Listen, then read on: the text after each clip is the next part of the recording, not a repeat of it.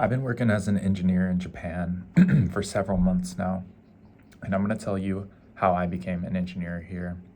And I want to approach this from a different angle because most every video you see about things like this are very specific things you should do regarding your resume or how to take an interview or whatnot.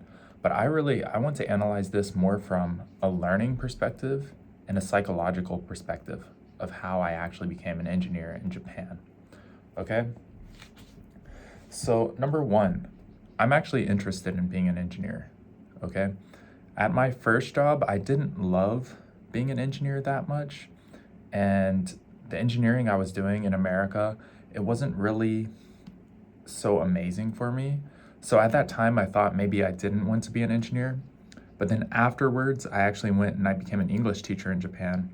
And I realized that the engineering field was actually a much better fit for me and something I actually wanted to do and pursue and improve at. Okay, number two, I actually like Japanese. So I like the language. I enjoy living here. Obviously, I lived here as an English teacher. But beyond anything else, I'm personally interested in the language. Okay, I actually enjoy the language. I'm not using the language as a means to an end to a job, right? I actually find fulfillment every day engaging with the language and slowly improving over time with it. Okay? Number three, I like learning and I like challenges. And I knew that by doing this, I would expose myself to many challenges and I would learn a lot of things. Okay? So when you decide, I want to do this thing, or I want to become an engineer, or I want to learn this skill, or anything, I do kind of want you to sit back and think, what are the actual motivations behind this? Okay? Am I just out after the prestige of having this position, the prestige of doing this thing, which might be part of it, and it is part of it for me, okay? I have an ego also. But beyond that, are you actually interested in the process? Okay? Are you actually interested in this thing you want to do at a fundamental level? And if you're not, then it's going to be very difficult to actually accomplish that goal, to actually push through and get to where you want to get, right? Okay? Sometimes things that sound good on paper to us are not what we actually like when it really happens and when it really occurs. So if you really want to follow a path, if you really want to do something, then go for it. But I think it's good to take a second and think about where those motivations come from inside of you, okay?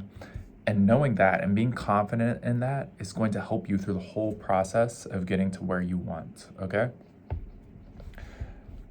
Next, yes, I have a high level of interest in the job and in the country and in the language, okay? And I actually care.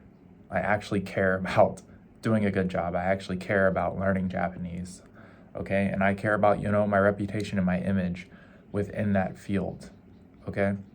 It's not a bad thing to care. If you actually care about something, you're actually going to try and pursue it. Now, I'm not saying you need to be like overly self-conscious about it or anything, or you need to try like so extremely hard that you're almost forcing it, right? But you have to actually care at a fundamental level if it's something you want to do. Anyways, next, when it came to interviews and answering recruiter questions and whatnot, I never prepared for any of it, okay? Well, I did a little bit. I wrote some things about, how I might answer certain questions and whatnot, just like you would. But I went into the interviews with the fundamental premise of that I can just answer naturally and honestly, okay? Because again, I actually care about what I'm doing. I'm actually committed to this path and to the growth and the challenges that come along with it. And when you actually do that, you understand that deep at a fundamental level, you're actually interested in the process of something or gaining a certain skill and improving at something, then you are able to more relax, okay? And just be in the moment and be honest, okay? When you're trying to force yourself to do something that just, again, sounds good on paper, isn't something you actually want or something you're actually interested in, it becomes very forced, it becomes very scripted, right? But since I actually have a fundamental interest for these things, it was very simple for me, okay? And it turned into with every interview or everything that was a challenge that I had to get through, right? I didn't view it ever as a setback or a failure. I just knew that it was this next step I needed to take on my path, right? This is going to have to be the mindset when you want to do something challenging. You want to work in your second language. You want to live in another country, right? You need to view these challenges as obstacles, as things you can overcome and become stronger, okay? Not things that are dragging you down, right? When you flip that mindset, it's much easier to keep pushing because with every little thing you do, you're actually just building up those tiny bits of experience that are going to get you into the position that you want, okay? Next up, and during the interview, I was able to answer honestly. And here's another big thing. If you want to be an engineer in Japan, unless you work at an English-speaking company, you need to speak Japanese. So I was able to answer the questions in Japanese, understand what the interviewer was saying, okay? And no, I don't even have a JLPT certificate. I've actually taken N1 twice, and I failed it both times. Hopefully next time I will actually pass. But once again, I just view it as a challenge. I need to keep pushing through. But when it comes to, daily conversation in Japanese, even explaining some technical things in my field, I did do a little bit of study and whatnot in that. But really, it was just thousands of hours of input and actually enjoying the language that made me able to, comprehend what they were saying and, be able to integrate more easily into their culture and the way they handle things, right? And I think that the interviewers and the even some of the recruiters who helped me could definitely feel that, okay, that I was actually committed to this path and I had actually put in the time and I was actually interested in doing this. And I think they felt that energy and they knew that they could trust to put me up for things, okay, and make connections for me, right? And next thing, also, I am working at a dispatch company. So I'm not officially working in a Japanese company. Maybe in the future, well, it is a Japanese dispatch company, but I'm not working at the engineering company itself, right? I'm dispatched from another company to that company.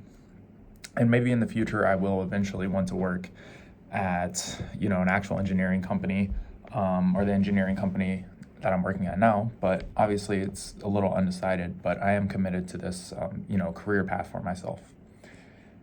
Anyways, the main thing that actually helped me accomplish becoming an engineer in Japan are the big things I've already talked about. My interest, okay? Knowing that I'm never going to give up. I'm just going to keep going until I get there. Every failure, every roadblock is just a step for me to improve, a step for me to actually get what I want in the end. Okay, and luckily I was able to find a job relatively quickly. But if I hadn't, I promise you, I would still be going. I would still be doing it, even if I had to work another job I didn't like until I could do it, right?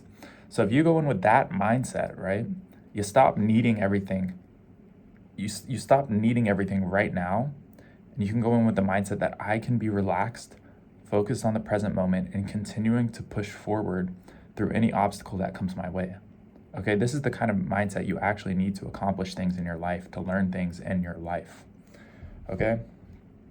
And another thing is I actually had the skills I needed when it was time to start. Now, I wasn't perfect, but I knew that I had the baseline set of skills, okay? Being an engineer in my own country for almost 3 years, having enough Japanese to actually take the interview in Japanese, right?